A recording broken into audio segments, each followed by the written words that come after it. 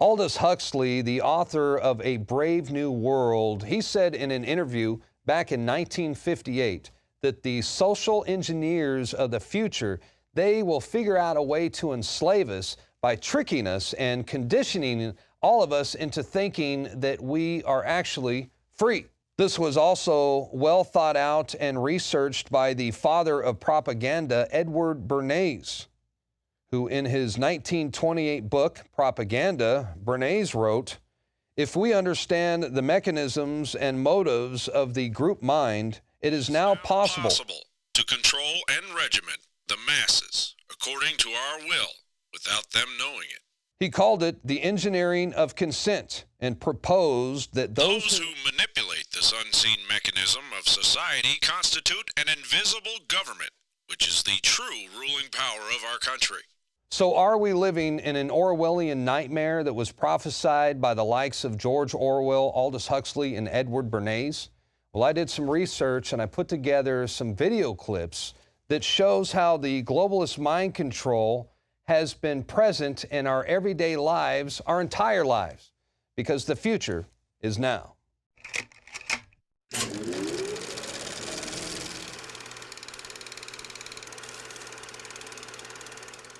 If you want to preserve your power indefinitely, you have to get the consent of the ruled.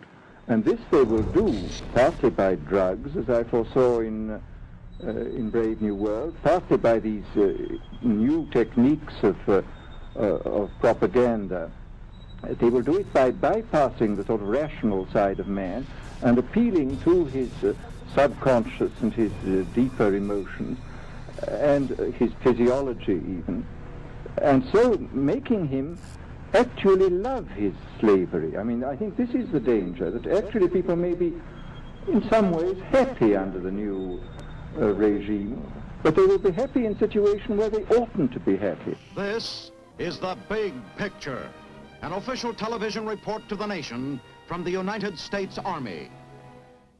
Yes, in modern warfare, our military leaders are finding that words and ideas are highly effective weapons. Here, recruits with specialized backgrounds were taught the nature, methods, and techniques of propaganda and its dissemination. Radio presents these facts in any number of ways. Perhaps its most rewarding form of expression is news. For news is ready-made propaganda, and to an enemy denied access to outside information, it's as welcome as food and water. Radio's principal advantage is that it can reach remote areas and reach them quickly. So that one program can be repeated and thereby reach a larger audience, it is often recorded on discs or on tape.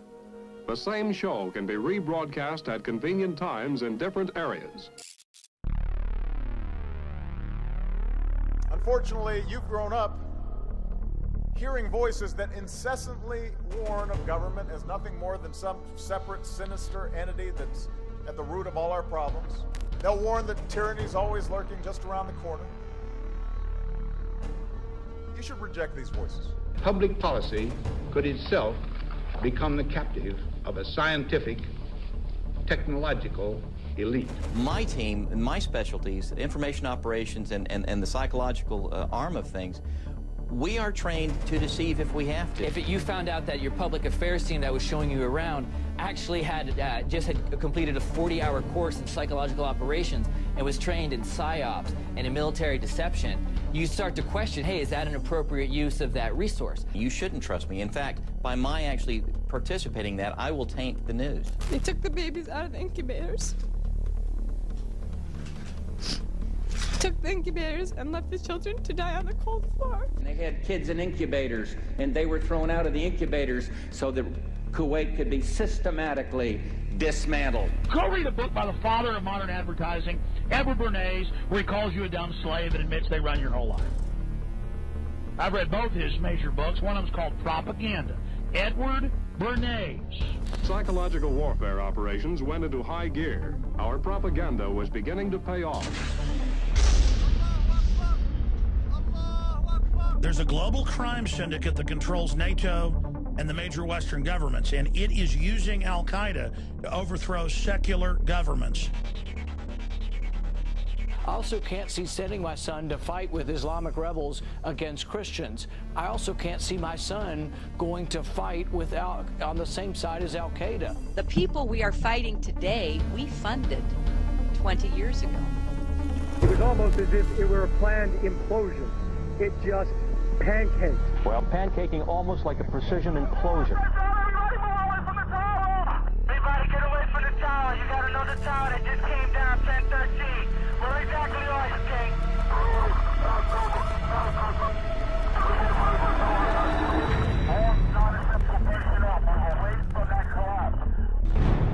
Millions of people who are sick and tired of the endless wars, the poverty that is coming, the attacks of our civil liberties.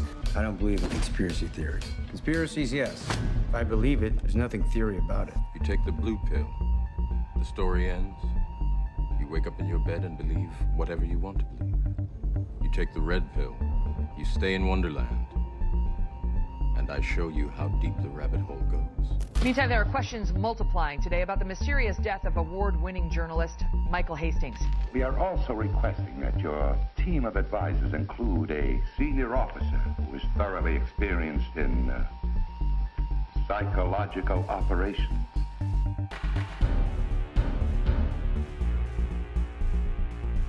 Psychological warfare was established as a special staff agency. This move had far-reaching results. You consider yourself a Marxist? Oh, I would very definitely say that I am a Marxist. That is correct. This American citizen, Obama, depends on your next decision. What if the whole purpose of government was to negate freedom? What if freedom was a myth? What if the Constitution meant nothing to the government? What if everything the government has or owns or controls has been stolen? It's what we're doing here, and let's not kid about it. We're building a domestic army, and we're shrinking the military because the government is afraid of its own citizens. This is what we have to look forward to all over the place. Look how quick, within a matter of days, they were able to go into a martial law status here in Ferguson. They had this entire bridge, this road blocked off. You on the parking lot. This is the St. Louis County Police Department. Disperse now. They're coming to flank. Joe Biggs got shot with a rubber bullet. Now I'm running down the street. Man, quit shooting at me! Quit shooting at me!